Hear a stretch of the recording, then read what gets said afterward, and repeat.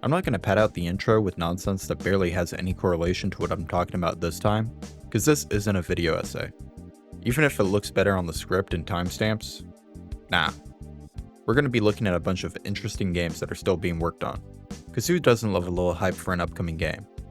Remember Cyberpunk? Best hype in the world, and they would have delivered on it too if they were allowed to take their time with it. We got 16 games to talk about today, so let's just get right into it. Everyone knows about GTA 6, and everyone's hyped for it. If you somehow don't know anything about this game, it's set in modern day Vice City, which is supposed to be Miami, Florida. What we know about the story so far is it's going to have a Bonnie and Clyde type of story with two main characters, Lucia and Jason. And that's about all we've got so far about the game as a whole. You know, except for the leaks, which I'm not going to show you. This game is going to be huge though, and everyone who isn't hyped for it probably should be. I can't think of a single game that hasn't been critically acclaimed that Rockstar developed themselves. Resident Evil Requiem is the next Resident Evil game. We're finally going back to Raccoon City.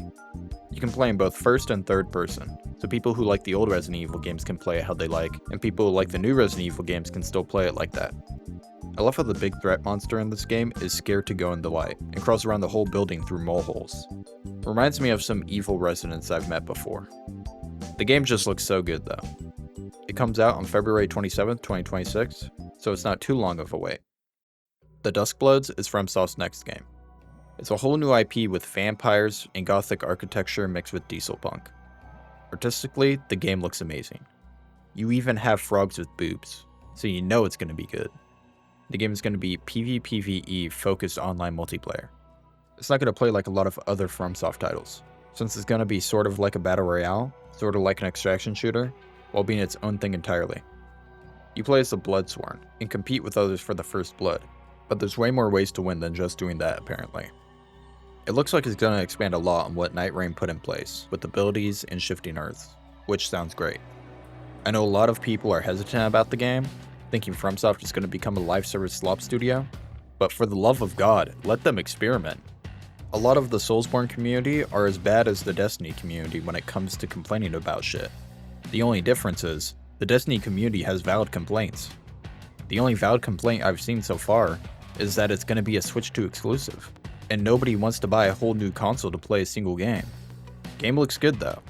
It comes out sometime in 2026. We'll probably get more information about it when it gets closer to release. Pragmata is an entirely new IP from Capcom set in a sci-fi future.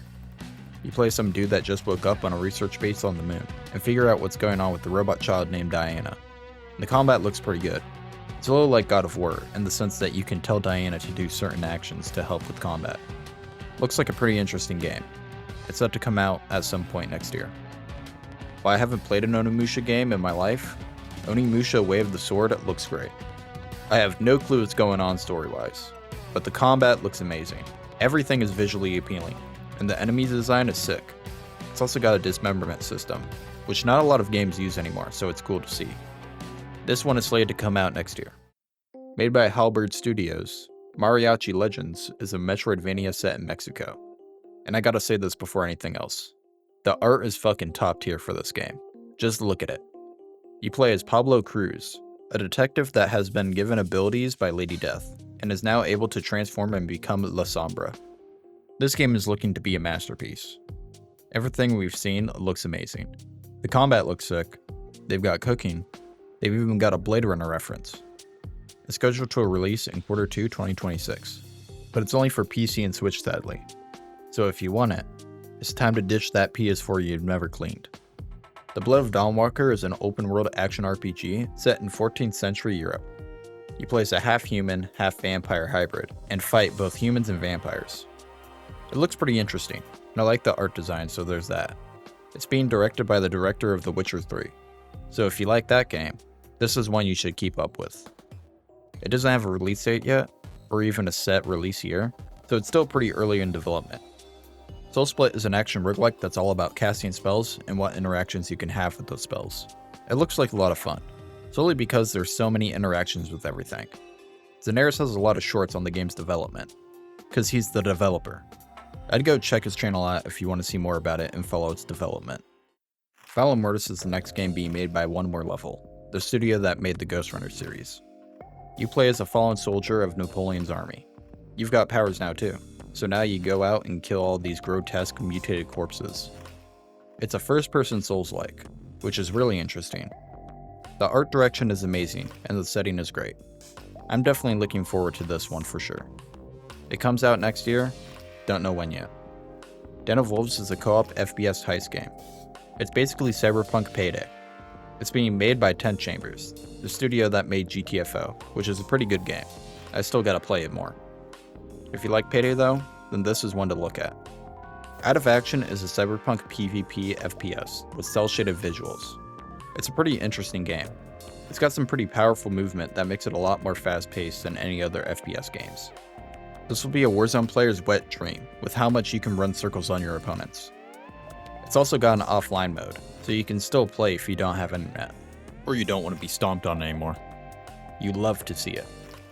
The release date on Steam says 2025, but the game is still in alpha, so I'm guessing the developer is planning on releasing the game in beta sometime by the end of the year, or it'll be recorrected.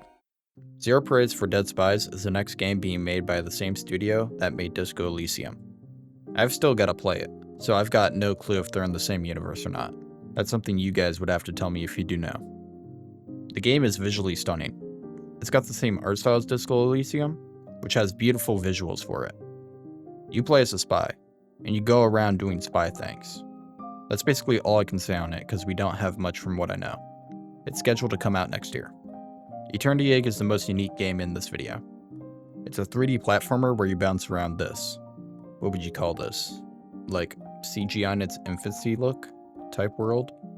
It looks really good. It makes the game stand out a lot from everything else I've talked about. It's set to enter early access in December, so look forward to it. Routine is a sci-fi horror game where you play as an astronaut in an abandoned lunar base. It looks a lot like Alien Isolation, but with a much more broken down feel.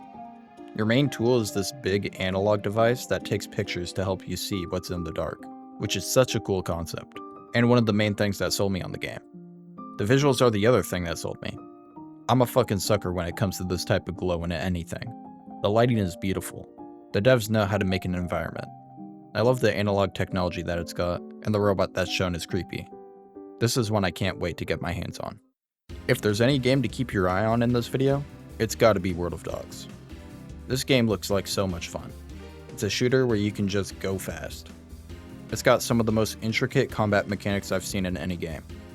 I can't think of another game where I can kick off the ground, grapple onto a building, fly with a MAC-10, supercharge the grapple, trickshot a dude with your sniper, then kick the bullet back after it ricochets back to you, to dome another guy.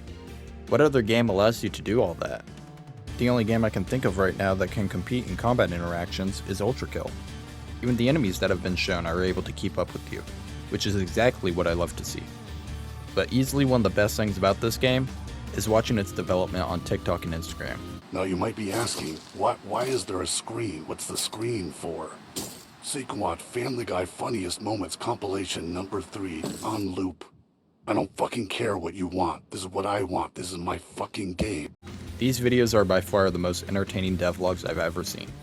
World of Dogs is definitely in my top 10 most anticipated games right now. Actually, fuck that. It's in my top 5 most anticipated games. And it should be in yours too. Follow them on TikTok and Instagram and wishlist this game on Steam right now. And finally, we got Beta Decay. This is a tactical survival RPG set in a dystopian sci-fi world, and it looks so fucking good. It's definitely the most ambitious game on here, with it having player-ran markets, player-ran factions, player-ran everything. The combat looks amazing. It's got both first and third person, more fun tactical movement, and you can pilot mechs, which is always fun. And it's all packaged in one of the best PS1 style graphics I've ever seen. One thing that I can see turning people off is permadeath, which I don't think would bother me too much because everything else about this game is sick. The scope of this game is absolutely insane though. It's what Star Citizen has been trying to do for over a decade, and Rotoscope's development time has been a fraction of that. This is easily my most anticipated game in this video. It's slated on their Steam page that early access is coming soon, but I have no clue when that'll be, so we'll just have to wait and see. And that's all of them, for this video at least. I got at least 2 more of these planned. I made sure not to blow my load with all the ones I'm most hyped for in this video, so I can milk you guys for every view I can get. There's going to be a lot of heat in those videos too for sure. Hope you got some games to look forward to while not playing anything in your backlog like me. If you enjoyed, like and subscribe. It'll mean a lot. But that's about it. See ya.